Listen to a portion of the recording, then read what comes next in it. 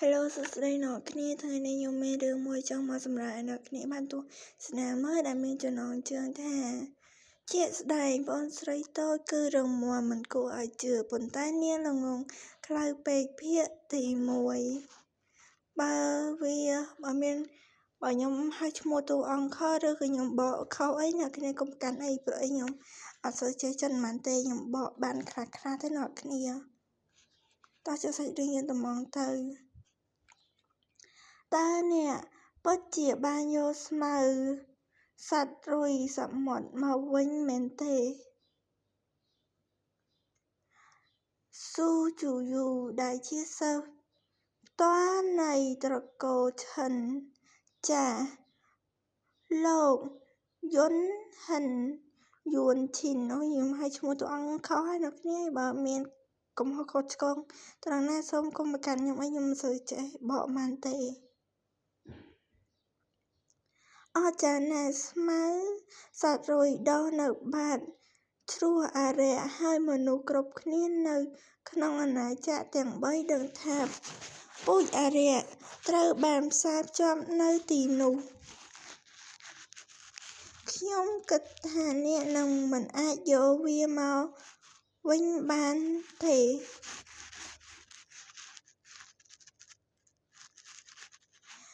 ឥឡូវនេះរបស់បងប្អូនស្រីខ្ញុំអាចជាសះស្បើយហើយបងអូនស្រី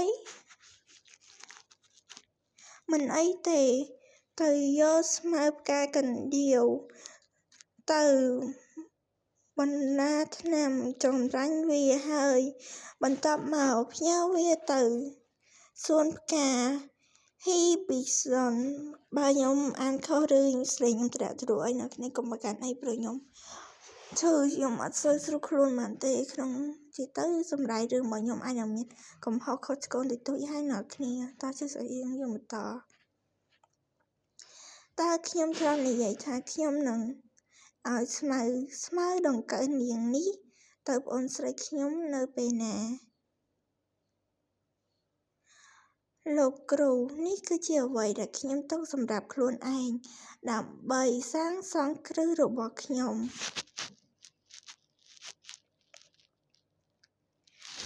អ្នកកំពុងប្រើវាដោយខ្លួនឯងមែនទេប៉ុន្តែប្អូនស្រីរបស់អ្នកត្រូវការឱសថខាងវិញ្ញាណនេះច្រើនជាងអ្នកទៀត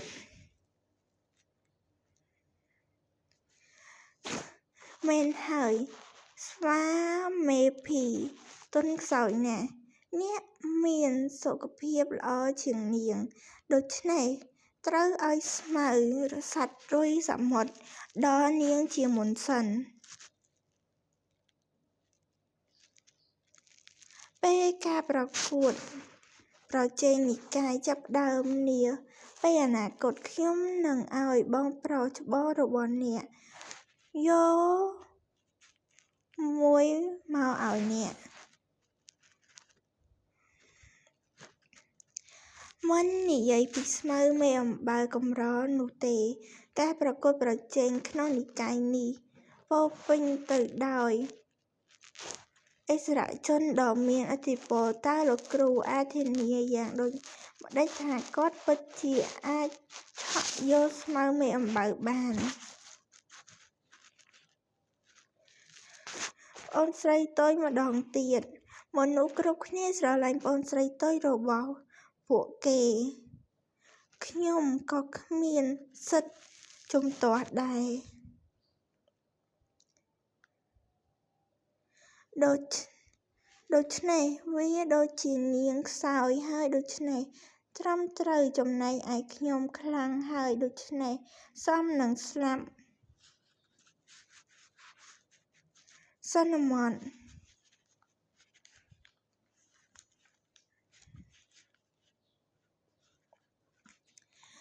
ទំហំផ្ទប់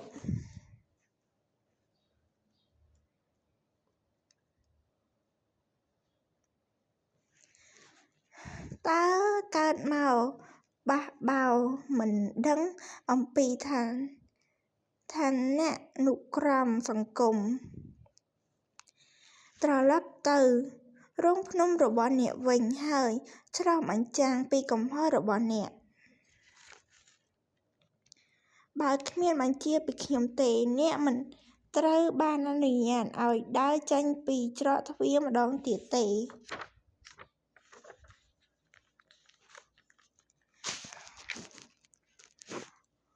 អន្លង់អារក្សរឿងព្រេងនិទានជាកន្លែងដែលគេនិយាយថាមនុស្សម្នាក់មានបទពិសោធន៍ជិតស្លាប់មិន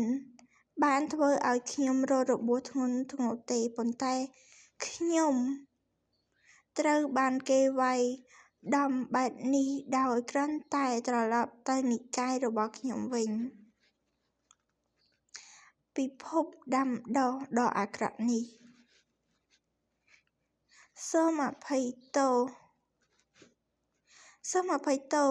ខ្ញុំនឹងសងអ្នកវិញពេលក្រោយប៉ុន្តែអ្នកចេតនាពេកហើយឥឡូវនេះដោយបដិសេធមិនព្រមឲ្យវាទៅប្អូនស្រីរបស់អ្នកប្អូនស្រីពៅខុសពីអ្នកនាងទន់ភ្លន់និងទន់ខ្សោយដាក់បើក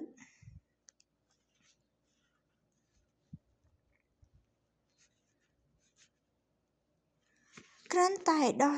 ដោយសារតែនាងត្រូវការអ្វីមួយតើនោះមានន័យថាអ្នកអាចយកវាពីខ្ញុំបានមែនទេដូច្នេះនិកាយបរិសុទ្ធព្រះច័ន្ទបានឡើងដល់ឋានៈបច្ចុប្បន្នដោយប្លន់អ្នកដទៃ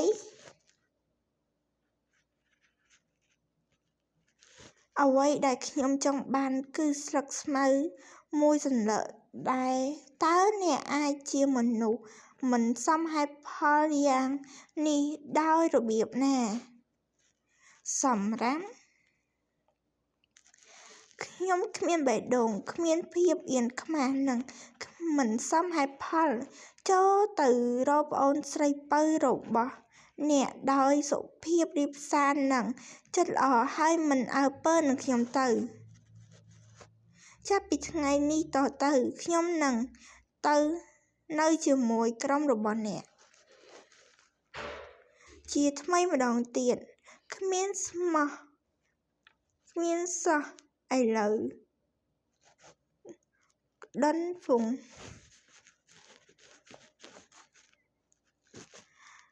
តួឯកស្រីដ៏កំណាចម្នាក់នេះ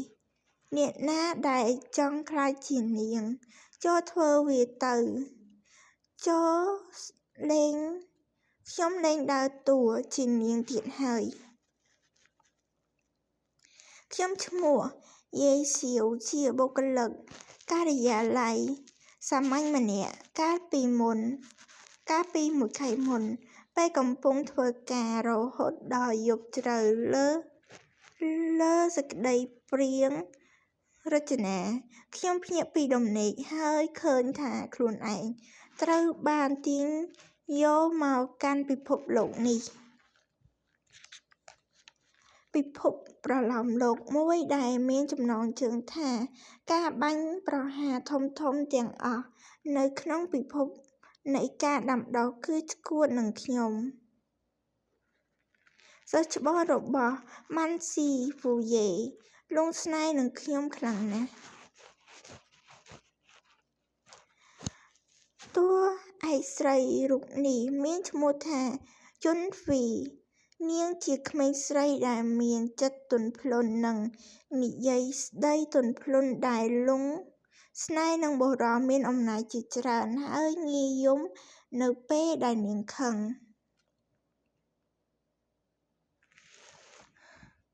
ជាធម្មតានឹងមានថ្មមួយសម្រាប់ជាន់នៅជាប់នឹងតួឯកជាអកុសលមនុស្សនោះគឺខ្ញុំយេសៀវគឺជាវិញ្ញាណសងសឹកដ៏សាហាវបំផុត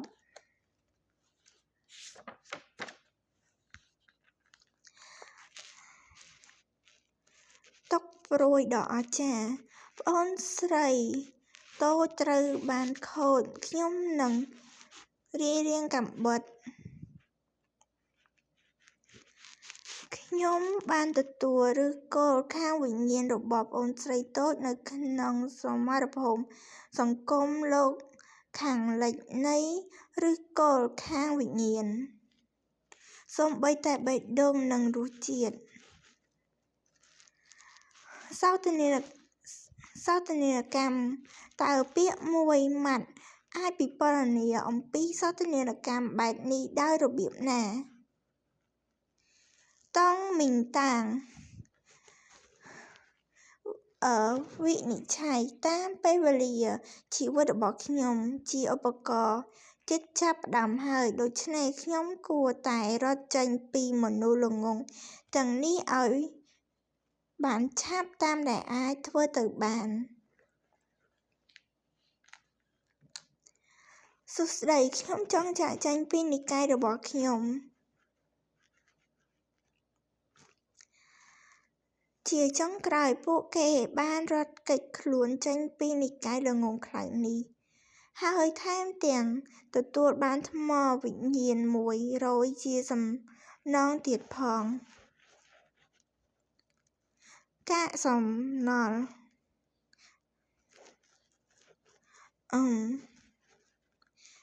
តើអ្នកបាននិយាយអ្វី